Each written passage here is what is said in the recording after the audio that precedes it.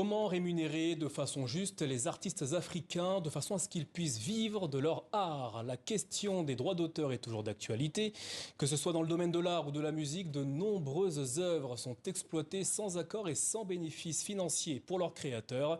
C'est la raison pour laquelle la CISAC, la Confédération internationale des sociétés d'auteurs et compositeurs, lutte pour la protection et la promotion des propriétés intellectuelles sur le continent. Samuel Sangwa, bonsoir et merci d'être avec nous.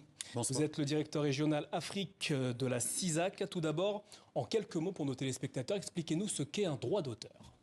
Alors, le droit d'auteur, c'est le droit que confère la loi dans un pays, la loi sur la propriété intellectuelle, un droit de propriété à une personne, un créateur, un artiste, sur les produits de sa créativité artistique, de son investissement intellectuel.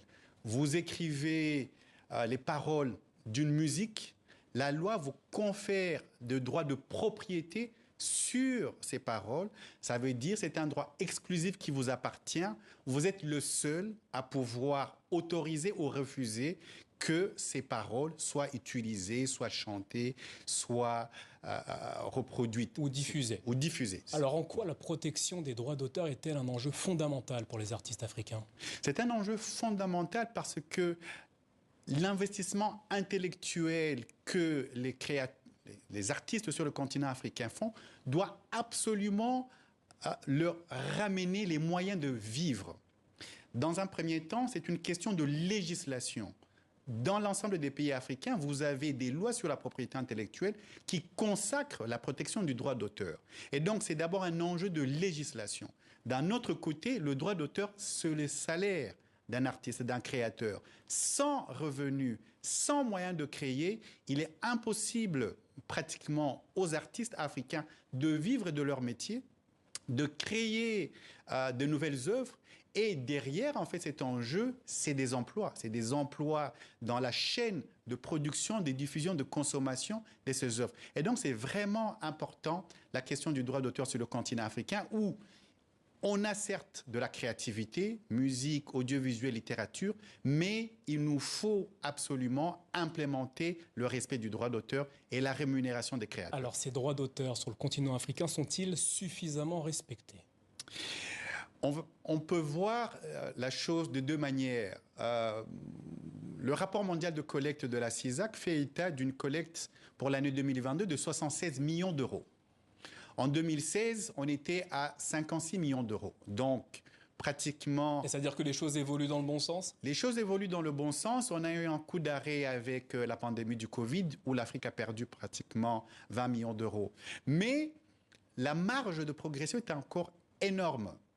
Si on prend l'exemple de la première source de revenus pour les droits d'auteur en Afrique, les radios et les télévisions, on a encore, sur le continent africain, pratiquement un sondage que nous avons effectué dans la période pré-pandémie, 60% des radios et 70% de chaînes de télévision qui ne respectent pas le droit d'auteur. Alors, ne faudrait-il pas justement agir sur la législation relative aux droits d'auteur dans les pays africains?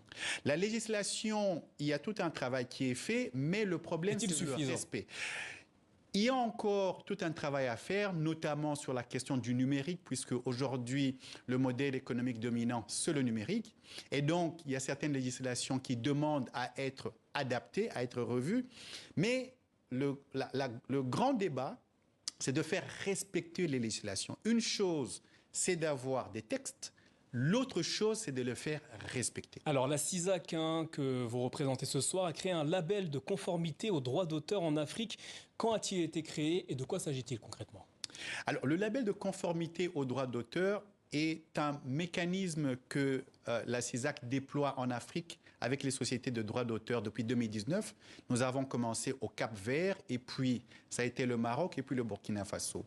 De manière simple, il s'agit pour les sociétés de droits d'auteur d'octroyer un label à des utilisateurs qui exploitent des créations artistiques, musique, audiovisuel, littérature, art visuel, et qui acceptent de payer les droits d'auteur et de se conformer aux législations nationales. Jusqu'ici, quels sont les pays qui ont acquis ce label? Et donc, les pays dans lesquels le label a été déployé, le Cap-Vert, sur une île qui s'appelle Santa Maria, précisément un festival et toute la ville. Vous avez aussi le Maroc, la ville de Rabat, dans le cadre de Rabat, capitale africaine de la culture.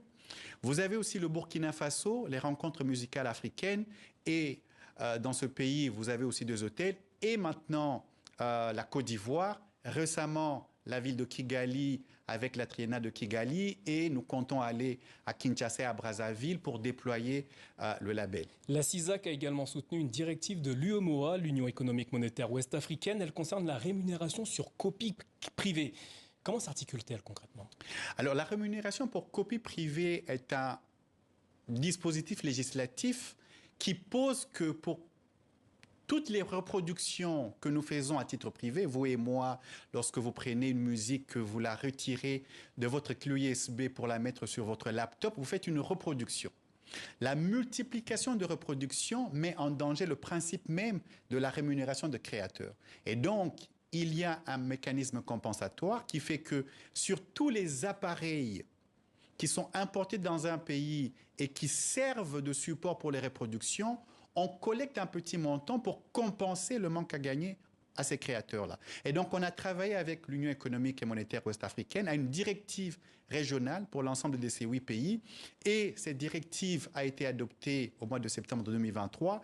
Et les États ont 2 ans pour transposer ces directives.